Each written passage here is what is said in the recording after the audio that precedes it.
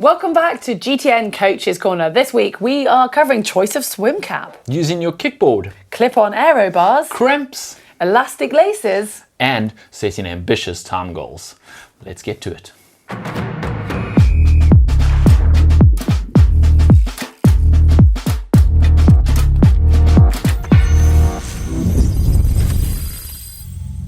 Before we crack on with your questions, just a quick reminder to click on the bell icon so you get notified of all of our videos and subscribe whilst you're at it. We've got several topics to cover today, but if there's one that you've got as a burning question, please leave that in the comment section below this video or any other video using that hashtag GTN Coaches Corner. And now let's crack on with this first question from Ivan Escalante. It says, what is the best workout using a kickboard? Wow. A swim workout, yeah? No. Okay, the reality is using a kickboard is much like any other swimming. You need to do it properly. Bad form is just going to reinforce bad form. And the thing with kicking is after 50 or 100 meters, you get tired, you start kicking with really bad form. So the best way to use your kickboard is in short reps where you're doing maybe 8 25s or maybe even 450s, where you can keep that form and then take a break and then start kicking again. And you're going to use your kick in your swim kind of in between the main sets. It's almost like a recovery for your arms, but you're still training your legs, if that makes sense. So your kickboard is something that you should almost always have with you. You don't specifically do a kick session where everything is kick, but you use little bits of kick during your normal swim sessions just to keep your legs working, I guess. Yeah, it's also quite a nice addition to add in some fins if you want to get a little bit more speed, and kick can be great if your shoulders just need a bit of a break for some reason, although we usually tend to use swimming in triathlon when it's actually the time to use your arms more. But yeah, you can mix things up and it just keeps things a little spiced up. Yeah, another thing with kicking is also to change the pace. A lot of people just go and kick at the same speed all the time. Much like your other swimming though, pace changes, change the way you train in your kicking. You're training for faster kicking by doing faster kicking. So do some kick sprints and such. Oh, and final, quickly, advantage of kicking. This is why I loved a kick set when I was a swimmer. You can chat because your head's above the water. There you go. That's why you should pack a kickboard. Of course, that's why Heather likes it. Okay, next question is from Zoe Backhouse, and she says, hashtag GTN Coaches Corner. What are the benefits of a silicone swim cap versus a fabric mesh style? Well, I mean, do people still use fabric mesh style? I was a little surprised by that. Anyway, a silicone swim cap is definitely more hydrodynamic and more comfortable when you're in the water. It also protects your hair from those harsh pool chemicals. But the main reason for wearing one is actually the hydrodynamics and your body position in the water. So a mesh swim cap is going to feel very different to a silicone swim cap, but you're going to be required to use a silicone or latex one for race day, and you want to actually feel like the same way you did in training when you're swimming in race day. So it's important to use what you're going to use on race day. A mesh swim cap is definitely going to slow you down and be a bit uncomfortable, and your head positions aren't going to be the same. So definitely use a silicone swim cap whenever you can. Yeah, I would also just say on that, with having long hair, if you've got the choice between latex and silicone, go with silicone. It might cost a few more pounds, but it's definitely kinder on your hair when you come to taking it off, and it doesn't peel your hair off. And final advantage, silicone swim caps you can get from the GTN shop. Oh. Good point. Yeah. Okay, next question is from Elvis Kenneth Miguel, and he says, hashtag GTN Coaches Corner. I always cramp on both sides of my vastus medialis or teardrop muscle in transition to bike to run. I consumed 2 grams of sodium chloride tablet, 2 gels in the Olympic distance last Sunday. What should I do? Thank you.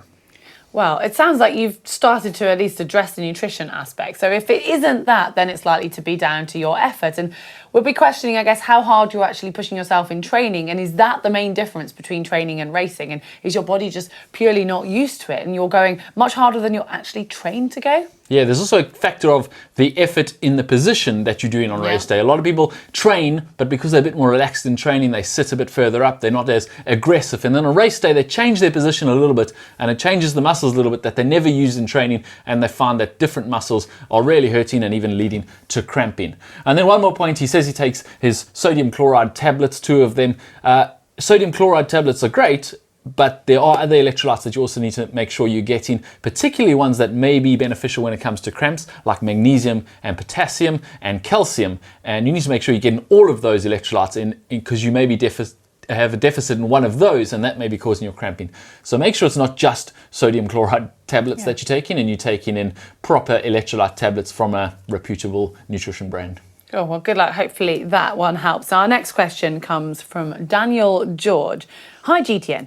I've just raced in the London Triathlon and I did it in 2:59.23. Loved it and want to sign up to next year's. What are your best tips to help me get as fast as possible?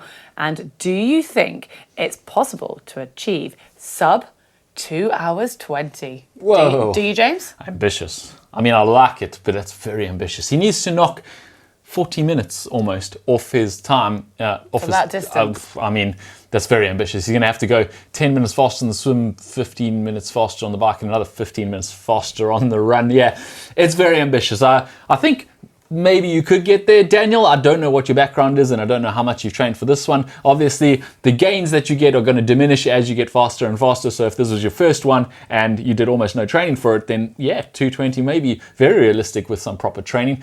I would say one and maybe only piece of advice, if you have any chance of getting to sub 220, is to hire a coach and take it pretty seriously from now on for the next year, because that's a very ambitious goal in 1 year. I'm not saying you never get there, but knocking that much time off in 1 year is going to take a lot of hard work. So get a coach so you make sure you don't waste any time, and good luck with that. Yeah, maybe if he's got a bit of money to invest, he might have been with a very basic bike. I mean, a bike upgrade could make quite a difference as well. You could buy some more speed. I mean, we are talking about, this is Coach's Corner, not sort of spending corner, but, you know, if you have the money and you were on a rubbish bike, some extra time. I'm not sure Coach's Corner from GTN is going to answer enough of your questions to get you to save 40 minutes on your time, so maybe you're going to have to hire a professional coach.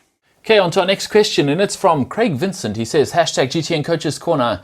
I want to buy an aero road bike to use for recreational cycling, but also some 70.3 and Ironman competitions in the future.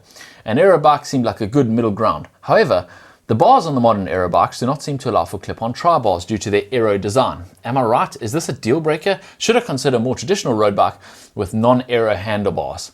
Okay, well, yeah, you're sort of right. There aren't very many clip-on bars for those aero road bars that come with your aero road bike, unfortunately. The problem is that they all have a different shape. So, for example, Envy do aero clip-ons for their aero SES road bar, and theirs are specifically designed for that particular profile. But all of the other profiles, for example, the Canyon one or the Look one, are all going to be slightly different. They're going to have a slightly different aero profile, and you just won't be able to clip the same ones on. Yeah, I mean, there's very limited options if you're going to go with an aero road bike with an aero bar. Unless that brand of bike that you bought is also making the aero clip-ons, it's probably not going to fit. Yeah, well, that, I mean, probably isn't the answer that you wanted to hear. But if you do really want to be just investing in one bike and you want it to be able to be triathlon specific, then opting for a road bike that does have round bars will give you lots of options. There's a huge choice out there for the aero bars with that. So, yeah, I mean, it is first world problems, but let us know what you go with. It is. My bike I bought is too expensive and I can't put clip-ons on. It's basically what he's saying. Yeah, difficult.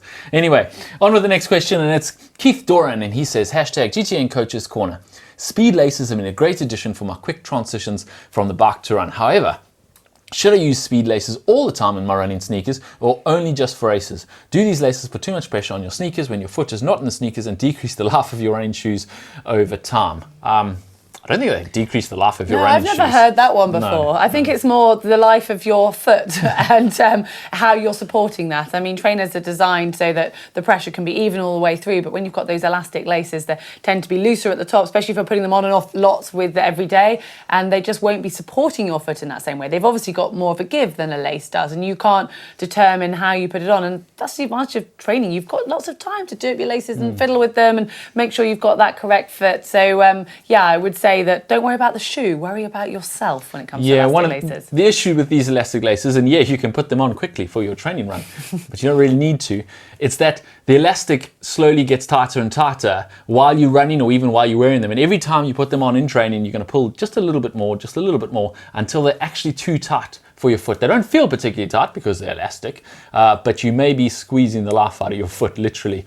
You may get numbness and tingling and even cause tendon or ligament damage by having these really tight elastics over the top of your foot. They are definitely things that you should keep for race day only. Well, we hope today we've answered your questions, or one of the questions was interesting to you. If you have your own questions, as Heather said at the beginning, leave them down below this with the #GTN Coaches Corner or below any of our videos, and we'd happily answer them on next week's Coaches Corner. Yeah, well, hopefully you guys have enjoyed this. Give us a like if so.